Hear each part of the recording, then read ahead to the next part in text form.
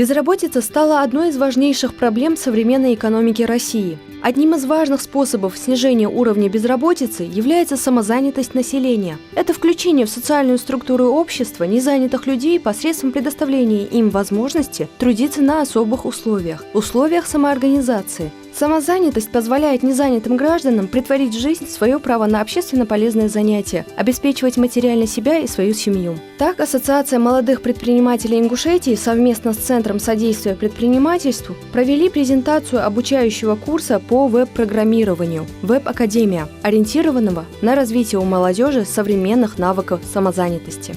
Автор Хаваш Арчаков у нас в республике известен небольшими, но очень интересными проектами.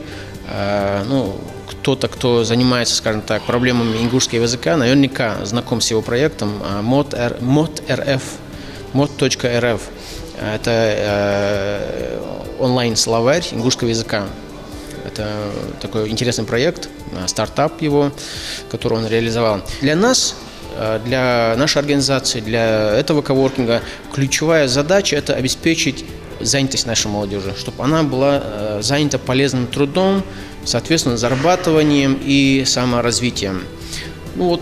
Скажем так, данный проект, попал, в поток наших интересов, и, соответственно, мы его начали реализовывать. Коворкинг-центр станция метро – это площадка для активной, целеустремленной и профессионально подкованной молодежи, желающей профессионально совершенствоваться и, главное, делиться опытом с другими начинающими специалистами. На базе центра регулярно проводятся тренинги, мастер-классы и обучающие курсы. У нас еще организовано более 2 лет еще назад, это было зарождено Благотворительным фондом «Свое дело» совместно с Ассоциацией молодых предпринимателей, нашим региональным фондом поддержки и развития предпринимательства. И мы проводили различного рода тренинги, то есть для стоматологов, для действующих предпринимателей, для магазинов. Сейчас в данном случае это программирование, тренинг программирования. И такого рода тренинги, они у нас не первый раз. И сейчас мы свою работу в данном направлении продолжаем. В наш век глобализации, когда интернет прочно вошел в повседневную жизнь, неудивительно, что на презентацию пришли представители молодежи и не только, заинтересованные в получении навыков, которые впоследствии позволят им приносить доход. Подробнее о курсе слушателям рассказал автор курса, молодой программист Хаваш Арчаков. Люди создают сайты, они не понимают как устроен этот сайт, как можно создать сайт с нуля, и им это, возможно, кому-то это и хочется, но он не знает, куда пойти и кого попросить. В этом и проблема. Для этого я решил разработать эти курсы, чтобы люди могли сюда прийти, задавать мне любые вопросы по программированию, я с радостью отвечу, объясню, проведу и подробно расскажу. Расскажу о курсе, что именно мы будем делать, что мы будем учить. В данном курсе мы будем учить, как я говорил, именно создание сайтов. В этом курсе будет проходить именно процесс HTML. То есть мы будем изучать HTML, CSS и JavaScript, именно базовую часть. Что входит в базовую часть? Это будет именно создание, к примеру, создание блокнотов, например, как именно на сайте калькуляторов. То есть в данном случае мы не будем создавать просто калькулятор и понимать, мы его создали, отлично, все хорошо. Мы должны понять, как он создается, из чего он себя представляет и как дальше именно проходить именно процесс создания других проектов. Во время презентации автор курса уточнил, какие технологии используются для эффективной и ускоренной работы сайта. Как я говорил, есть HTML. Если углубленно HTML говорить, есть Pack.js, Handlebars и Haml. Это такие шаблонизаторы, которые упрощают работу и, можно сказать, даже 2 или чуть ли не в 3 раза, если не преувеличиваю, ускорить разработку сайта. То есть это именно будет тогда, когда вы уже будете углубляться именно в HTML, именно в верстку создания сайтов, тогда вам именно эти технологии пригодятся. Но в данном случае мы будем изучать только HTML, CSS и JavaScript. Есть еще такие препроцессоры, называются SAS, SCSS, LESS и Stylus. Они тоже очень сильно ускоряют разработку сайта и, можно сказать, тоже 2-3 раза. Я именно этими пользуюсь, а не стандартными CSS, HTML и JavaScript. Но именно в самом курсе я вам объясню, как можно, к примеру, работать. И если у кого-то есть желание дальше пройти, то могу несколько примеров привести, как с этим работать. Но это тоже долго объяснять. Есть еще backend, серверная часть. Вот это вот самая основная часть, и это, можно сказать, весь сок именно разработки сайтов. То есть PHP, как я говорил, Python, JavaScript. JavaScript бывает двух типов. Он бывает серверный и клиентский. Как я говорил, клиентский — это когда то, что вы показываете пользователю. Вот, к примеру, есть, можно сказать, два устройства. Вот вы видите это устройство, наоборот. Есть два устройства, вы видите это устройство, а вот это вы не видите. В данном случае вы как бы видите вот эту обертку, но основную часть, которую выполняет, это выполняет вот это устройство. Оно передает все данные, все значения, категории, там новости, еще это что угодно. Оно передает сюда, и дальше уже отображается это у вас вот тут вот. То есть это клиентская часть, это серверная часть. В данном случае есть серверная часть, JavaScript, это Node.js, и простой JavaScript.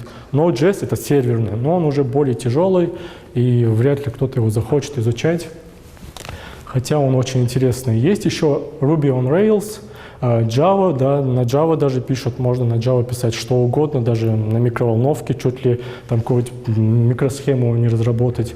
Есть еще Perl и Go, это уже более такие тяжелые языки, если даже честно говорить, они все быстрее и быстрее умирают. Также я заметил, что говорят почему-то, что PHP умирает, хотя я сам на нем уже давно не программирую, но он как минимум лет еще 50 не умрет. То есть если вам кто-то говорит, что PHP умирает, можете просто не смотреть на него и убегать в другую сторону. Обратная связь от слушателей не заставила себя ждать. По окончании презентации присутствующие задавали вопросы автору, просили продемонстрировать сайты и приложения, которые уже разработаны им. Вот как оценивают слушатели пользу подобных курсов. Он дает возможность заниматься фрилансом, то есть ты не зависишь ни от кого, ты можешь работать сам на дому, ты никогда не пропадешь, будучи программистом, то есть технологии идут вперед.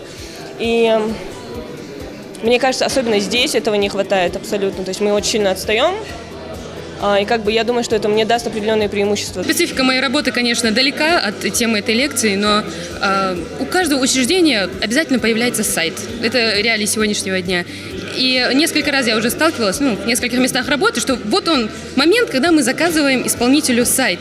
Я бы просто хотела знать, что, как они делают, потому что мы же поставляем им информацию, мы покупаем у них этот продукт. Что, как, зачем. Хотя бы общий скелет того, что они делают. И для общего кругозора интересно. Приятно отметить, что слушатели презентации – это люди совершенно разных возрастов и профессий. Это свидетельствует о том, что интернет-технологии присутствуют в каждой сфере нашей жизни, и дабы идти в ногу со временем, необходимо совершенствовать свои навыки. Я узнала об этом курсе от своих друзей. У меня много друзей достаточно, которые увлекаются программированием и информатикой. Пока что я учащаяся школы. Узнала от друзей, решили прийти, посмотреть, что это вообще из себя представляет. Увлечение информатикой началось очень давно. Я надумывала стать программистом, но после этого рассматривала различные профессии. В итоге все равно вернулась к программированию. И по большей части сейчас я готовлюсь к ЕГЭ, изучаю то, что нужно для сдачи ЕГЭ. А в дальнейшем я уже планирую заниматься серьезным программированием, за разработкой сайтов, приложений под Android, допустим. В последнее время с проникновением интернета, как мы знаем, что в Ингушетии уже почти в каждом доме есть интернет, у молодежи появилась вообще замечательная возможность освоить эту сферу информационных технологий, а именно веб-программирование. И возможность зарабатывать, сидя дома даже, не выходя, стать абсолютно независимым и зарабатывать больше даже, чем, возможно, где-нибудь на госслужбе кто-то зарабатывает. Это прекрасная возможность. Еще мы знаем, что у нас большая безработица для молодежи. Очень большой процент молодежи ничем не занимается практически. Поэтому желание интернет — это вообще мир бесконечных возможностей.